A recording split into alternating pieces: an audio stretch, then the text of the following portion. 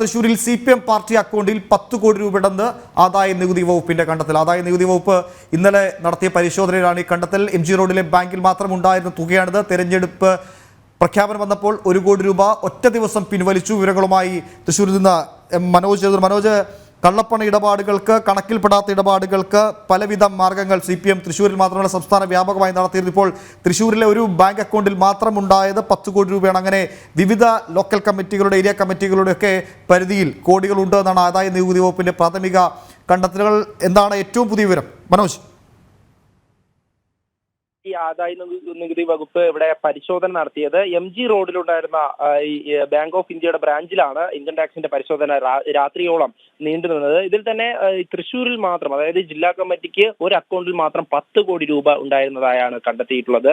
ഇതിൽ തന്നെ പലപ്പോഴായി ലക്ഷങ്ങൾ പിൻവലിച്ചിട്ടുണ്ട്. തെരഞ്ഞെടുപ്പ് പ്രഖ്യാപനം വന്ന ദിവസം തന്നെ 1 കോടി രൂപ പിൻവലിച്ചിരുന്നു. എന്തായാലും CPM-നെ സംബന്ധിച്ചിടത്തോളം വലിയ രീതിയിലുള്ള നിക്ഷേപമാണ് ഈ ഓരോ ബാങ്കുകളിലും ഉള്ളത്.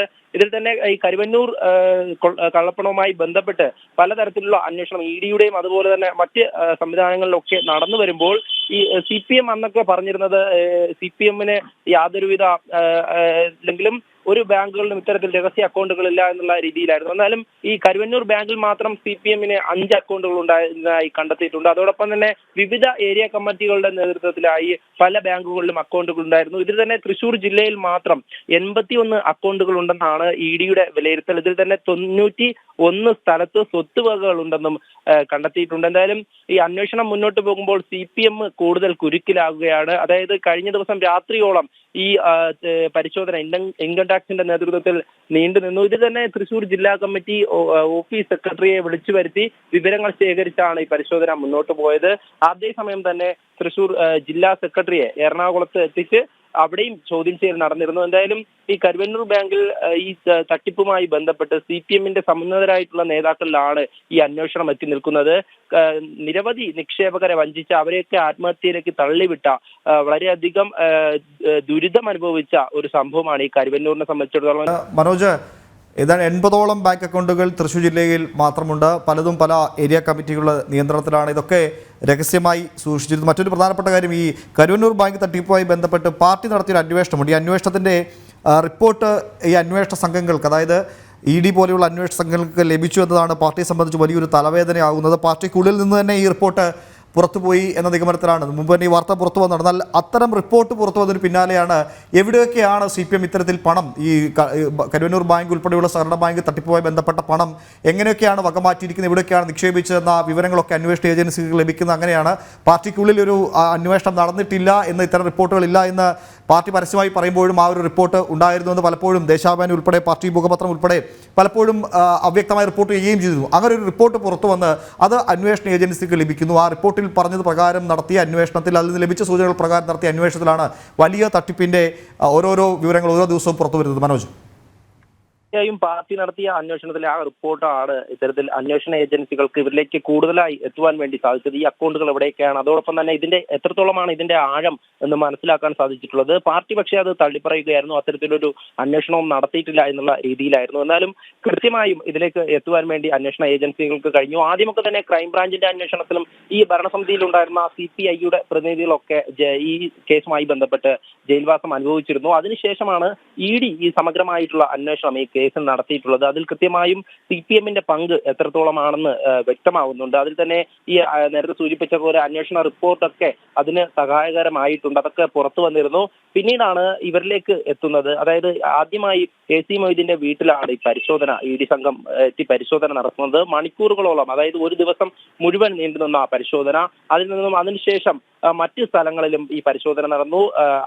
കൗൺസിലറായിട്ടുള്ള അരവിന്ദാക്ഷനെ ഉൾപ്പെടെ അറസ്റ്റ് ചെയ്തു. അത്തരത്തിൽ CPM-ന്റെ നേതാക്കളിലേക്ക് ഈ ഒരു അന്വേഷണം പോകുമ്പോൾ ഈ തട്ടിപ്പിന്റെ കൂടുതൽ വ്യാപ്തിയും വ്യക്തമാവുകയാണ്. മനോജ്, ആദായ നികുതി വകുപ്പിന്റെ നടപടികൾ ഇപ്പോൾ എങ്ങനെയാണ് പുരോഗമിക്കുന്നത്? മാത്രമല്ല, ഈ 10 കോടി രൂപയൊക്കെ ഒരു ബാങ്കിൽ നിക്ഷേപിക്കുമ്പോൾ എന്തെങ്കിലുമൊക്കെ കണക്കുകൾ നൽകേണ്ടതുണ്ട്. അതെന്താണ്? ബാങ്കുമായി ബന്ധപ്പെട്ട എന്തെങ്കിലും പ്രതികരണങ്ങൾ അതിൽ വന്നിട്ടുണ്ടോ? മാത്രമല്ല, ആദായ നികുതി വകുപ്പ് ഇപ്പോഴത്തെ നടപടി എങ്ങനെയാണ്? എന്തെങ്കിലും വിവരങ്ങൾ, ഈ പണത്തിന്റെ ഉറവിടം സംബന്ധിച്ച് CPM എന്തെങ്കിലും മറുപടി ഔദ്യോഗികമായി നൽകാൻ തയ്യാറായിട്ടുണ്ട്? എന്താണ് ഇതിലൊരു ഇപ്പോഴത്തെ ഏറ്റവും പുതിയ വിവരങ്ങൾ?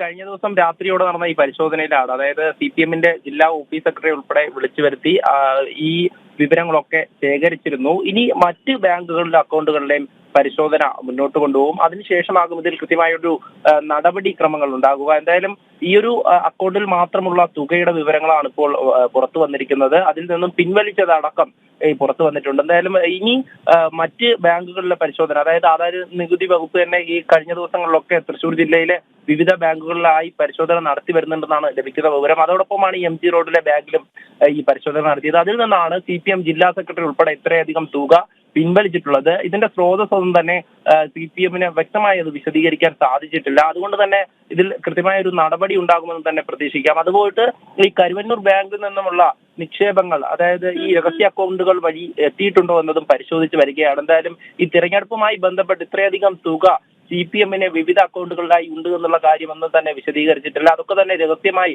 സൂക്ഷിക്കുകയായിരുന്നു. ഈ വരുന്ന ദിവസങ്ങളിലും ഈ MM വർഗീസിനെ ചോദ്യം ചെയ്യാൻ വേണ്ടി ED വിളിപ്പിച്ചിട്ടുണ്ട്. തിങ്കളാഴ്ചയാണ് ഈ ഹാജരാകാൻ നിർദ്ദേശം. അതോടൊപ്പം തന്നെ ആദായ നികുതി വകുപ്പും ചോദ്യം ചെയ്യുന്നുണ്ട്. എന്തായാലും ഈ സംഭവവുമായി ബന്ധപ്പെട്ട് കൂടുതലായി അന്വേഷണം വിവിധ ബാങ്കുകളിലേക്ക് വ്യാപിപ്പിക്കുകയാണ്. അതായത് തൃശ്ശൂർ ജില്ലയിലെ വിവിധ ഇടങ്ങളിലായാണ് ഇത്തരം അക്കൗണ്ടുകൾ ഉള്ളത്. അക്കൗണ്ടുകളിലൊക്കെ വിവരങ്ങൾ ആദായ നികുതി വകുപ്പിന് ലഭിച്ചിട്ടുണ്ട്. അതൊക്കെ കൃത്യമായി പരിശോധിക്കുമ്പോൾ CPM-ന്റെ സമുന്നതരായിട്ടുള്ള നേതാക്കൾ ഇതിൽ ഈ അക്കൗണ്ടുകൾ കൈകാര്യം ചെയ്തിട്ടുണ്ട് എന്നാണ് ലഭിക്കുന്ന വിവരം. എന്തായാലും ബാങ്കിനെ സംബന്ധിച്ചിടത്തോളം ഒരു പരസ്യ പ്രതികരണത്തിന് മുതിർന്നിട്ടില്ല. അതോടൊപ്പം തന്നെ CPM-ന്റെ നേതാക്കളും, അതായത് MM വർഗീസ് ഉൾപ്പെടെ പറയുന്നത് പാർട്ടിക്കൊന്നും തന്നെ പേടിക്കാനില്ല, എല്ലാം നിയമാനുസൃതമായാണ് മുന്നോട്ട് പോകുന്നത് എന്നുള്ള കാര്യമാണെങ്കിലും ആദായ നികുതി വകുപ്പ് കൃത്യമായും ചോദ്യം ചെയ്ത് വരികയാണ്. എവിടെ നിന്നാണ് ഇതിന്റെ ഉറവിടം എന്നുള്ളതും പരിശോധിക്കുന്നുണ്ട്. എന്തായാലും ഒറ്റ ബാങ്ക് അക്കൗണ്ടിൽ മാത്രമുള്ളത് 10 കോടി രൂപയാണ്. അങ്ങനത്തെ ഏതാണ്ട് 70ഓളം അക്കൗണ്ടുകൾ തൃശ്ശൂർ ജില്ലയിൽ മാത്രമുണ്ടെന്നാണ് പ്രാഥമികമായി പുറത്തു വരുന്ന വിവരങ്ങൾ. ഇനി ആ അക്കൗണ്ടിലൊക്കെ എത്ര കോടിക്കണക്കിന് രൂപ ഇവിടുന്ന് കൊണ്ട് നിക്ഷേപിച്ചു എന്ന കാര്യമൊക്കെ വരും ദിവസങ്ങളിൽ ആദായ നികുതി വകുപ്പിൻ്റെ എൻഫോഴ്സ്മെന്റ് ഡയറക്ടറേറ്റ് ഒക്കെ അന്വേഷണത്തിൽ വ്യക്തമാകും. മനോജാണ് വിശദമായ വിവരങ്ങൾ പങ്കുവച്ചത്.